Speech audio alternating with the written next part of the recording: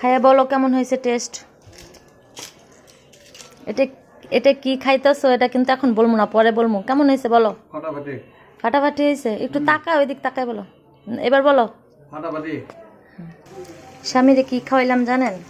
বাহি রুটি, মানে 1-2 দিনের রুটিগুলি থাইকা যায় যে, ওই রুটিগুলারে ভাজছি, বাসি রুটি। এই যে বাসি রুটি। তো এটা আমার কালকের রুটি ছিল, ফ্রিজে রেখে দিয়েছিলাম। তো এটাকে আমি ফ্রিজ থেকে বের করে ঠান্ডা কমিয়ে পরে আমি ছোট ছোট পিস করে এখানে তেলের মধ্যে আর কি মচমচা করে ভেজেছি।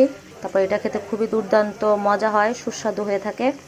সাথে যদি এই ভাজাটার সাথে যদি একটু টেস্টিং সল্ট বা ম্যাজিক মশলাটা যেটা আর কি বিক্রি করে, ওটা দিতে পারলে আরও বেশি টেস্টি হয়।